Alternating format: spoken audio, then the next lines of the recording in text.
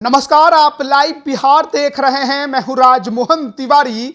बिहार के पूर्व बाहुबली सांसद और जन अधिकार पार्टी के सुप्रीमो पप्पू यादव आगामी 2024 का लोकसभा चुनाव पूर्णिया से ही लड़ेंगे और महागठबंधन के उम्मीदवार बनकर लड़ेंगे।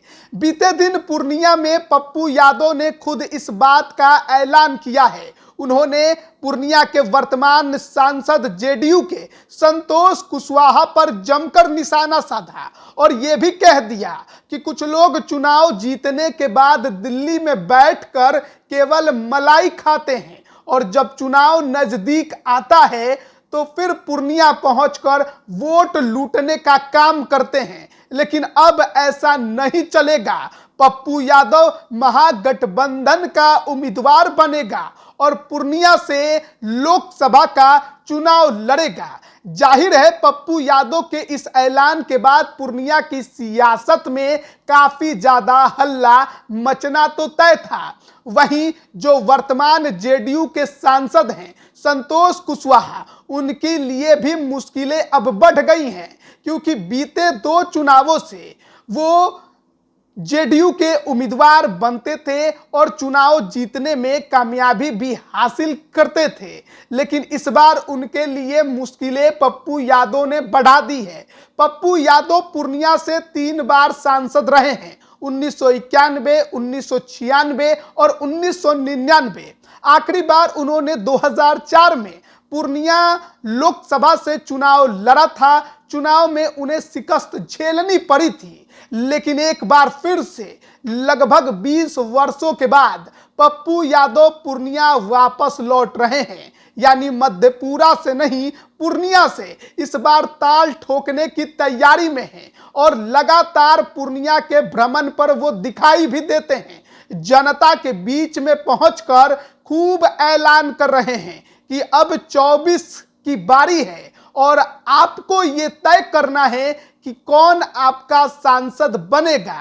2014 में यहां से पहली बार संतोष कुशवाहा जेडीयू के टिकट पर चुनाव जीते थे। उस दौरान उन्होंने बीजेपी के उदय सिंह को चुनाव में हराया था। फिर 2019 में बीते चुनाव में जेडीयू एनडीए के तरफ से संतोष कुशवाहा एक बार फिर से उम्मीदवार बने और उन्होंने उस दौरान कांग्रेस के उदय सिंह, यानी कि वही उदय सिंह जो 2014 में बीजेपी के टिकट पर लड़े और 2019 में वो कांग्रेस में शामिल हुए और उनके टिकट पर लड़े, लेकिन दोनों ही बार उन्हें संतोष कुशवाहा से चुनावी शिकस्त झेलनी पड़ी। लेकिन इस बार अब संतोष कुशवाहा के सामने पहाड़ खड़ा हो चुका है, पप्पू यादव का पहाड़। वही पप्पू यादव जो पूर्णिया में 2 बार निर्दलीय चुनाव जीत चुके हैं और यहां पर उनकी अपनी धाक रही है, अपनी पकड़ रही है। कोसी सीमांचल की बात जब होती है तो पप्पू यादव कहते हैं मेरा कोई जात नहीं है, लेकिन मेरा क्षेत्र है।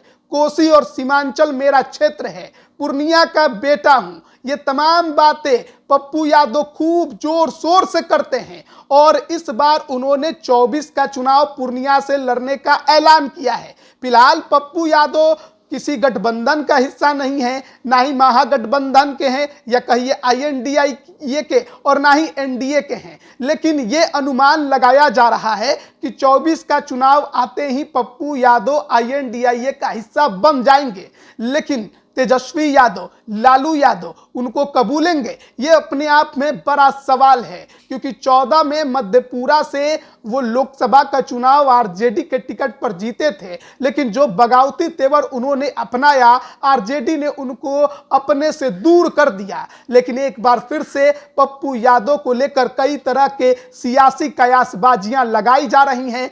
कांग्रेस में उनकी पार्टी के विलय की भी चर्चा चल रही है, लेकिन पप्पू यादव आईएनडीए गठबंधन से चुनाव लड़ने की पूरी कोशिश कर रहे हैं। और ये जो उन्होंने ऐलान किया है, जेडीयू के सांसद संतोष कुशवाहा की मुश्किल उन्होंने जरूर बढ़ा दी है, क्योंकि पप्पू यादव कोई कमजोर उम्मीदवार नहीं है। मैदान में उतर गए तो INDIA उम्मीदवार के लिए बड़ी मुश्किल बन सकते हैं, और अगर गठबंधन का हिस्सा बने तो विरोधियों के लिए अपने आप में बड़ा पहाड़ बनकर वो खड़े हो सकते हैं। अब देखना होगा पप्पू यादव की अगली सियासी रणनीति क्या होती है और कौन सी राजनीतिक भविष्य उनकी दिखाई देती है। अकेले ही मैदान में उतरना पड़ेगा या INDIA उन्हें कबूलेगा। वैसे भी उनकी पत्नी रंजीत रंजन कांग्रेस से राज्यसभा की सांसद भी हैं।